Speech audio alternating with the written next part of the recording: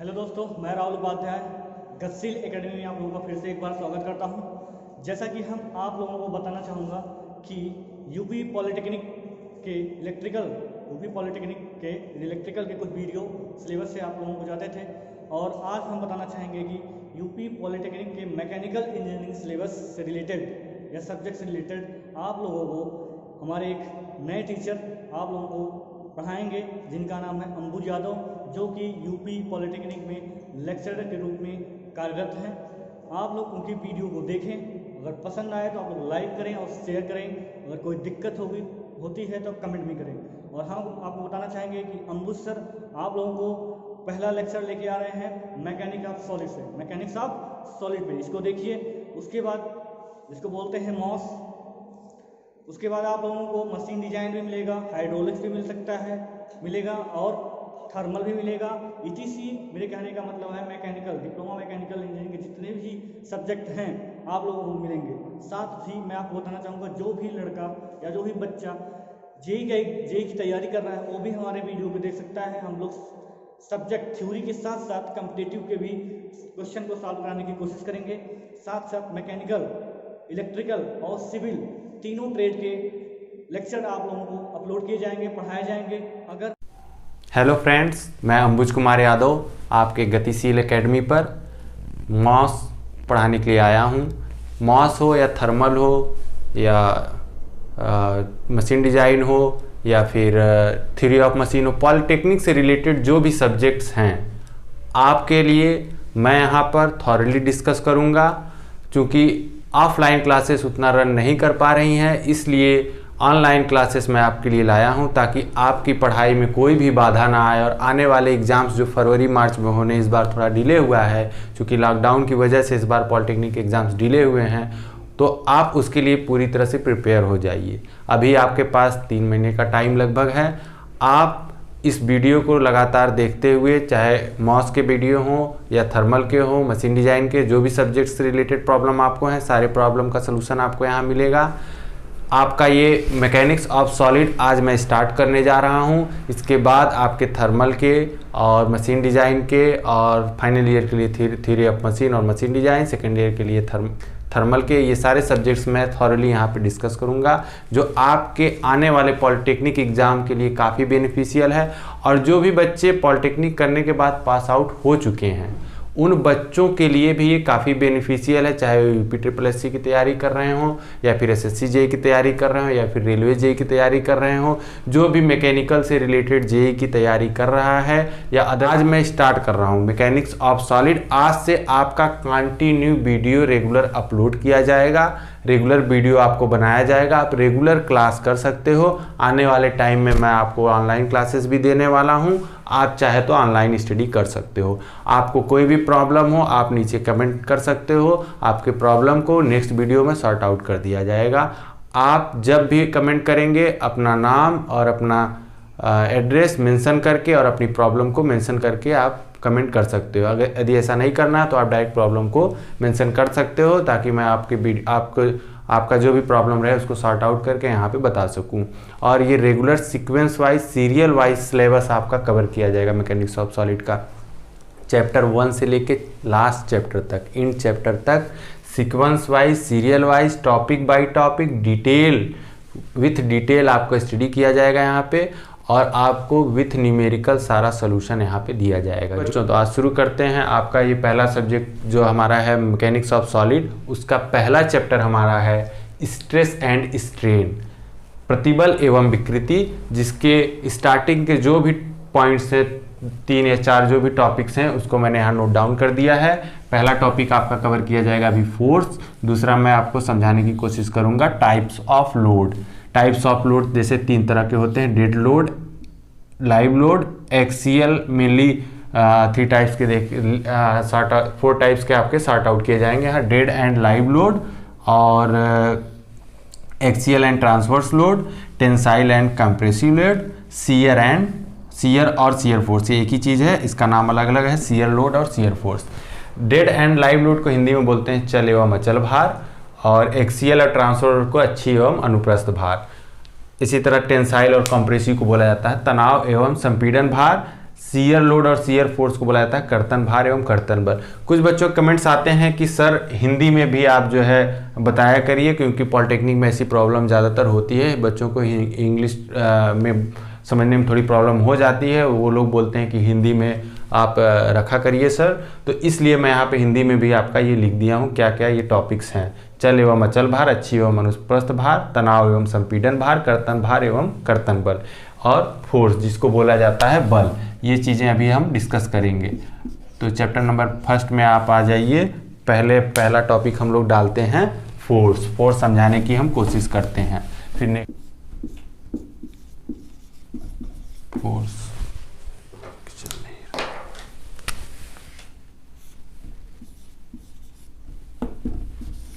Force बल, बल क्या होता है इसके बारे में जानिए। कोई भी ऑब्जेक्ट, चाहे वह कोई ऑब्जेक्ट आप ले लीजिए, एक ऑब्जेक्ट ये रखा हुआ है, ये क्या है ऑब्जेक्ट, कोई भी वस्तु रखी हुई है, यह वस्तु किसी भी बाह्य कारण से अगर मोशन में आती है, मतलब डिस्प्लेसमेंट होता है, अगर मोशन में आती है मतलब इसमें विस्थापन आता है, किसी भी बाह्य कारण से अगर विस्थापन आता है, अगर विस्थापन आता है, या फिर कोई ऐसा ऑब्जेक्ट, मूविंग ऑब्जेक्ट जो क्या है पहले से गति कर रही हो, पहले से इसके पास गति हो, और किसी बाह्य कारण से इसके गति में परिवर्तन आ जाए, या इसका डायरेक्शन जो है, दिशा जो है परिवर्तित हो जाए, दिशा और डायरेक्शन दोनों परिवर्तित हो जाए, फिर इसके डायरेक्शन में कोई, इसके गति में कोई भी परिवर्तन आ जाए, तो जिस कारण से वह परिवर्तन आता है, या जिस कारण से इस ऑब्जेक्ट के विस्थापन का जो भी कारण है, उसी कारण को हम बल का नाम देते हैं। उसी कारण को हम क्या कहते हैं, बल कहते हैं। अगर कोई भी ऑब्जेक्ट, कोई भी वस्तु जो है, कोई भी वस्तु अगर किसी बाह्य कारण से विस्थापित हो जाए तो उसे कारण को बल कहा जाता है। या फिर कोई भी मूविंग ऑब्जेक्ट, जो कोई भी ऐसा वस्तु जो गति कर रहा हो, उसके गति में कोई परिवर्तन आता हो किसी बाह्य कारण से, तो उसी बाह्य कारण को हम क्या कहते हैं, बल कहते हैं। क्लियर हुआ बच्चों? सारी चीज़ें आप क्लियर हो गई होंगी इतनी सी बातों से। अब नेक्स्ट टॉपिक पर हम समझाने की कोशिश करते हैं। अपना नेक्स्ट टॉपिक डालते हैं, इसको हटाते हैं। बल और विस्थापन और गति। बल आपको समझ में आ गया। अब आप हाँ आते हैं, अगला टॉपिक हमारा क्या था? नेक्स्ट टॉपिक हमारा था types of load. Types of load, types of load में हम क्या बताए थे? पहला हम बताए थे डेड एंड लाइव लोड। क्या बताए थे? Dead and live load. चल एवं अचल भार। कौन सा भार? अचल भार। चल एवं अचल भार। ठीक, चल एवं अचल भार, डेड एंड लाइव लोड। अब नाम से ही समझ में आ रहा है, चल भार का मतलब होता है, चल भार का मतलब ऐसा भार जो मोशन में फील हो, जो गति में महसूस हो, और अचल भार का मतलब जो बिना गति के। तो चल भार एवं अचल भार। अब हम पहले समझेंगे किस चीज को? पहले हम समझेंगे अचल भार को। आइए देखते हैं अचल भार क्या है, जिसको बोलते हैं हम लोग डेड लोड। ये डेड है और ये लाइव है। ठीक, इसमें उल्टा लिख दिया गया है, ये डेड है और ये लाइव है। अचल भार क्या है? आइए देखते हैं। अचल भार आपका ऐसा भार है, अचल भार आपका ऐसा भार है जो किसी भी स्थिर स्थिति पर अप्लाई हो। जैसे कि आप एक एग्जाम्पल लेके, अच्छे से एग्जाम्पल लेके समझेंगे। एक हम बनाते हैं 2 पिलर और इसके ऊपर एक बीम रखी हुई। क्या रखी हुई है? धरण, जिसको बोलते हैं हम लोग धरण। क्या रखा हुआ है? घर में आप देखते होंगे पहले क्या बनाया जाता है? पिलर बनाया जाता है, फिर उस पर छत के पास देखेंगे एक बीम लगी होती है। तो ये बीम है भाई। यह क्या है? धरण, बीम। क्या है ये? ये क्या है? धरण। और ये क्या है? ये आपका पिलर है। ये भी, इसको भी बीम बोला जाता है। ये क्या है? पिलर। तो अब देखिए ये दोनों क्या है? ये दोनों क्या है? सपोर्ट हैं। क्या है? सपोर्ट। ये भी सपोर्ट है और ये भी आपका क्या है, सपोर्ट है। ठीक, एक सपोर्ट ये है, एक सपोर्ट ये दोनों सपोर्ट हैं। इस पे क्या धरन रखा हुआ है। अब आप यह देखिए, यह सोचिए, क्या यह धरन मूव कर रहा है? क्या यह धरन जो है आपका गति कर रहा है? इधर या इधर किधर भी गति कर रहा है? नहीं कर रहा है। यह धरन क्या है, स्थित है। स्थित इस दोनों पिलर पर रखा हुआ है। इसका मतलब इसको हम क्या बोलेंगे, अचल। इसको बोलेंगे डेड लोड। इसको क्या बोलेंगे, अचल भार। क्या बोलेंगे इसको, अचल भार। क्यों? क्योंकि इसमें कोई चाल नहीं है। यह क्या कर रहा है, यह मोशन नहीं कर रहा है, इसलिए इसको क्या बोला जाएगा, अचल भार। यह क्या, कौन सा भार धारण किए हुए है, धरन, अचल भार। इसी भार को बोला जाता है अचल। चाहे वह दो पिलर पे कोई बीम रखी हो या फिर कहीं भी आप कोई ऑब्जेक्ट रख दें, किसी टेबल पर, ऐसे मान लीजिए कोई टेबल ले लिए, टेबल है आपके पास, इस टेबल पर आप क्या किए, 5-6 ठो बुक रख दीजिए, 5 या 6 बुक रख दीजिए। तो ये जो बुक रखे हुए हैं ये सब क्या है, ये क्या है, ये जो बुक क्या है इस समय, ये बुक इस पे कौन सा भार लगा रहा है, डेड लोड लगा रहा है। कौन सा लोड, डेड लोड, जिसको हम क्या बोलते हैं, अचल भार। कौन सा भार, अचल। यहाँ नाम से कंफ्यूजन हो रहा होगा, यहाँ इसको चेंज कर देते हैं। अभी हम क्या समझ रहे हैं, इसको समझिए। इसको क्या बोलते हैं, अचल भार। इसको क्या बोलते हैं, अचल भार। ठीक, अचल भार आपको समझ में आ गया। किसी टेबल पे 4 बुक रख दीजिए या कोई 2 पिलर सपोर्ट है उस पे जो धरन टिकी है वो कौन सा भार लगाता है, अचल भार। इस तरह के बहुत से एग्जाम्पल हैं जो आप समझ सकते हैं कि अचल भार के बहुत से एग्जाम्पल हैं। आप देखेंगे अपने जनरल लाइफ में, आप रोज देखते भी होंगे। इसी तरह अब अगले टॉपिक पर आते हैं हम लोग, जिसका नाम है चल भार। क्या नाम है, चल भार, जिसको बोलते हैं हम लोग लाइव लोड। क्या बोलते हैं, लाइव लोड। क्या नाम दिए हम लोग, लाइव लोड। अब देखिए चल भार क्या होता है। चल भार ऐसा भार जो मोशन में हो, जैसे कोई पुल है, क्या है, पुल है, ये क्या है, पुल है। इस पुल पर रेलगाड़ी है, क्या है, रेलगाड़ी। ऐसे बना लीजिए, ये क्या है, रेलगाड़ी। ये रेलगाड़ी है, क्या है, रेलगाड़ी। अब देखिए यह रेलगाड़ी क्या कर रही है, इधर गति कर रही है। क्या कर रही है, गति कर रही है। जब यह रेलगाड़ी गति कर रही है, इस रेलगाड़ी का कुछ भार होगा, कुछ न कुछ इस रेलगाड़ी का भार होगा। वह जो भार है वह क्या कर रहा है, गति। वह भार भी तो गति कर रहा है। वह भार क्या है, इस पॉइंट, मान लीजिए वह भार अभी यहाँ पे है, वह भार कुछ देर में रेलगाड़ी यहाँ पहुंचेगी तो वह भार कहाँ आ जाएगा, यहाँ आ जाएगा। मतलब वह जो रेलगाड़ी का भार है वह क्या कर रहा है, गति कर रहा है। रेलगाड़ी का भार क्या कर रहा है, गति कर रहा है। तो वो जो रेलगाड़ी का भार गति कर रहा है उसी को बोला जाता है लाइव लोड। मतलब ऐसा भार जो गति करता हो उसको बोलते हैं लाइव लोड। उसको क्या बोलते हैं, लाइव लोड या फिर चल भार। इस चीज को अच्छे से समझ लीजिएगा, लाइव लोड क्या होता है। कोई सड़क है, सड़क पे क्या कर रहा है, कोई सड़क है, सड़क पे कोई ट्रक मान लो मोशन कर रहा हो। क्या कर रहा है, मोशन कर रहा है, ट्रक मोशन कर रहा है सड़क पे। ये सड़क है भाई, सड़क पे देख लो क्या मोशन कर रहा है, ट्रक मोशन कर रहा है, गति कर रहा है। तो ये क्या है, ये कौन सा भार आएगा, ये आपका गति वाला भार। कौन सा भार, चल भार, जिसको हम नाम देंगे चल भार। क्या नाम देंगे, चल भार। अब इतनी चीजें आपको समझ में आ गई होंगी अच्छे से कि चल भार क्या होता है और अचल भार क्या होता है, डेड लोड क्या होता है, लाइव लोड क्या होता है। आज के बाद आपको कंफ्यूजन नहीं होना चाहिए। इससे बढ़िया एग्जाम्पल और कुछ हो भी नहीं सकता। ठीक है, आइए अब नेक्स्ट वीडियो पे आते हैं हम लोग, नेक्स्ट टॉपिक पे आते हैं। चलिए देखते हैं नेक्स्ट टॉपिक हमारा क्या था। नेक्स्ट टॉपिक हमारा क्या था देखते हैं। नेक्स्ट आपका आ गया एक्सियल लोड। कौन सा लोड आ गया, सेकंड है आपका axial and transverse load. Transverse load, ठीक, एक्सियल एंड ट्रांसवर्स। अक्षीय एवं अनुप्रस्थ भार। क्या नाम है, अक्षीय एवं अनुप्रस्थ भार। अक्षीय एवं अनुप्रस्थ, 2 भार हैं यहाँ पे, 2 आपको बताए जाएंगे भी, अक्षीय एवं अनुप्रस्थ भार। ठीक, तो अक्षीय भार क्या होता है पहले हम समझते हैं। अक्षीय भार, अक्षीय भार है क्या, आइए देखते हैं अक्षीय भार है क्या। अक्षीय भार देख लेते हैं भाई।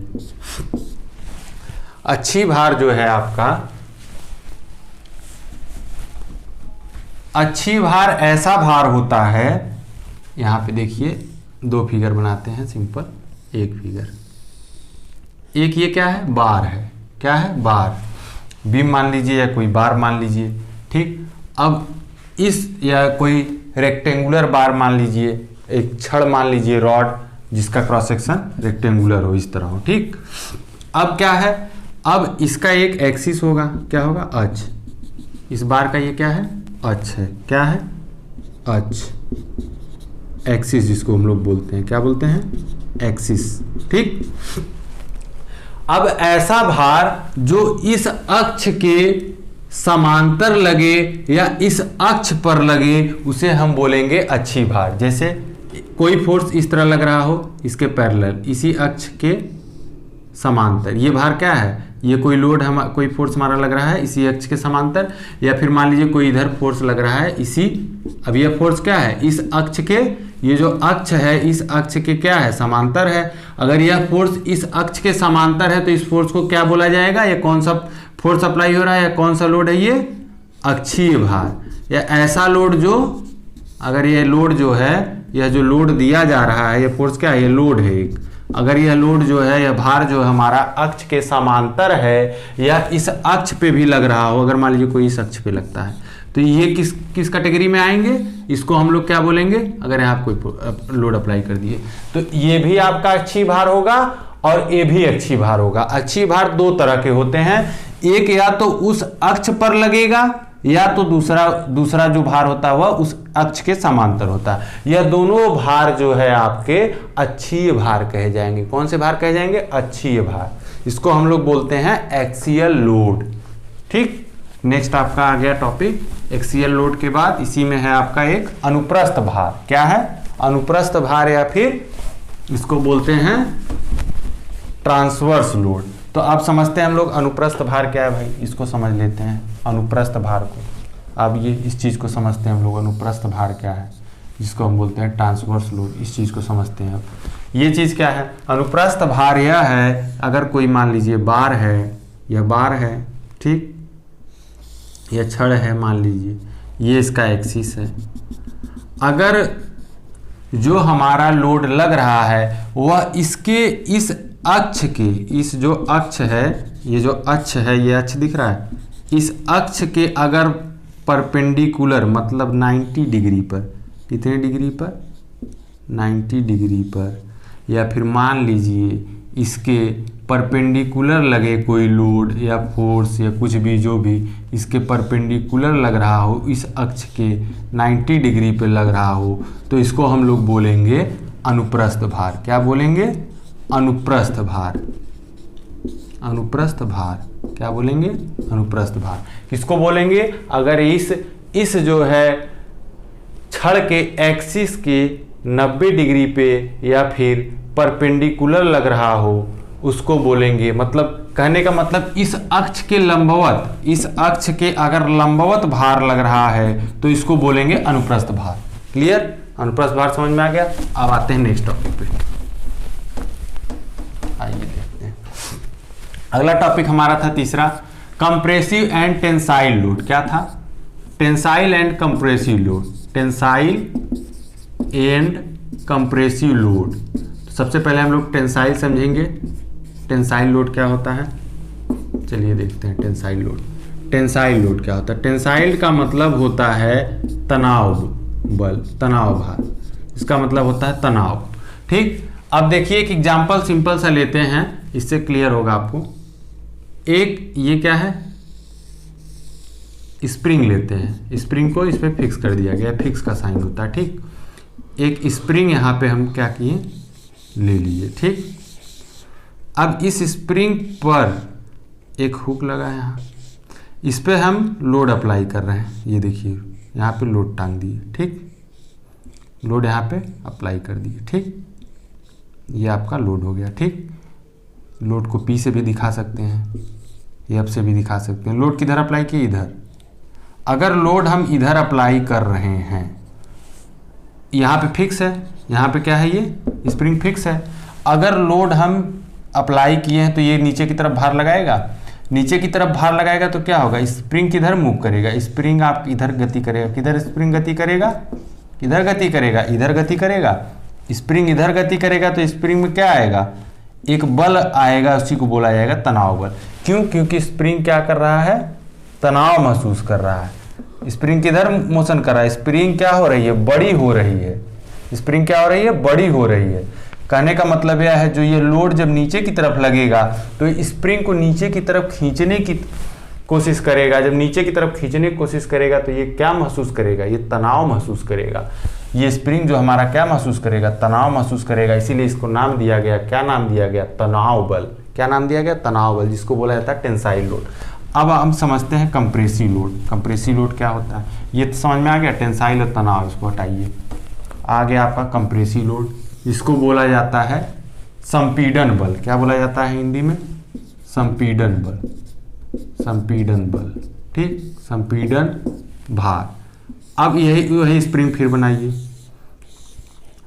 अब क्या करिए कि इस स्प्रिंग का जो ये वाला छोर है, ये वाला जो छोर है, इस छोर को ऐसे बना लीजिए, इस छोर पर इधर से फोर्स अप्लाई करिए, मतलब इस स्प्रिंग को दबाने की कोशिश करिए। यहाँ पे फिक्स है, जब ये दबाएंगे तो क्या करेंगे, इधर से हम फोर्स अप्लाई कर रहे हैं, दबा रहे हैं मतलब इधर से फोर्स अप्लाई कर रहे हैं, ठीक, इसको इधर से अप्लाई कर रहे हैं फोर्स, ऊपर फिक्स है।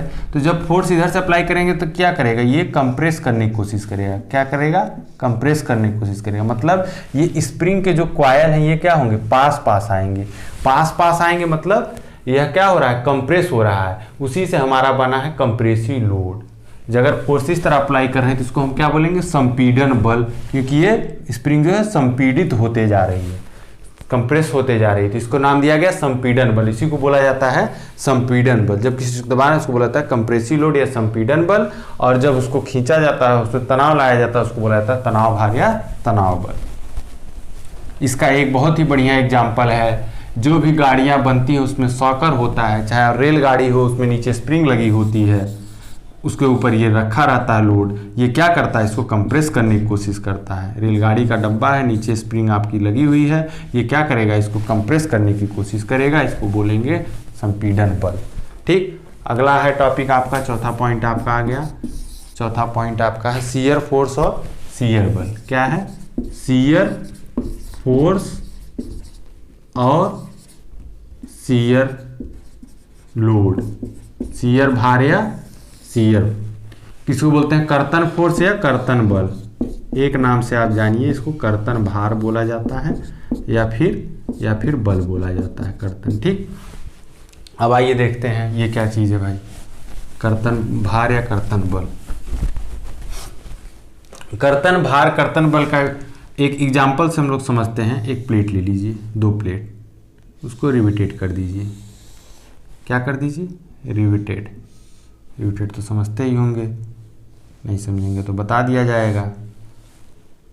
अब देखिए, इसको 2 प्लेट है, अब इसकी हैचिंग इसको लाइन बना दीजिए। ठीक, पहले इसमें रिवेट लगाइए, ये आपका हो गया। ठीक, इधर से रिवेट कर दिया गया, इधर से रिवेट कर दिया गया। ठीक, अब इसको डायग्राम बना लीजिए, रिवेट कर दिया गया, डायग्राम बना लीजिए। अब उसके बाद ऐसे ऐसे हैचिंग कर दीजिए इसकी। ठीक, ये आपका बन गया। ठीक, अब ये रिवेट किया गया है। अब एक फोर्स यहाँ अप्लाई करिए इस पर, और एक ये प्लेट की थिकनेस है, थिकनेस कुछ भी मान लीजिए, थिकनेस मान लीजिए प्लेट की क्या है, टी है, कुछ भी मान सकते हैं, थिकनेस से कोई मतलब है नहीं यहाँ पे, इसको छोड़िए। ठीक, ये क्या किया गया, प्लेट को, क्रॉस सेक्शन है रिवेट का, प्लेट को इधर, प्लेट को क्या किया गया, इधर फोर्स अप्लाई कर दिया गया है, ठीक है, और एक इधर फोर्स अप्लाई कर दिया गया। मतलब 2 प्लेटें अलग अलग हैं, 2 प्लेटें, एक प्लेट ऊपर वाली, ये नीचे वाली, उसको रिवेट किया गया है। ये रिवेट है, ठीक है, ये आपका क्या है, रिवेट है। ठीक, इसको रिवेट किया गया है। अब क्या करना है, जब आप प्लेट को, इस प्लेट को उधर खींचेंगे और इस प्लेट को जब इधर खींचेंगे तो ये बीच से यहाँ से क्या करेगा, इसको जब ये इधर खींचेंगे प्लेट और ये वाली उधर खींचेंगे तो ये बीच से काटने की कोशिश करेगा। देखिए कैसे यहाँ से कटने की कोशिश करेगा। जो आपका आएगा जब शेयरिंग होगा तो क्या होगा ये देख लीजिए। जब शेयरिंग होगा तो ये आपकी प्लेट रहेगी, आपका रिविट जो है इस तरह से आपका ये रिविट हो गया। ठीक, दूसरा है आपका ऐसे। ठीक,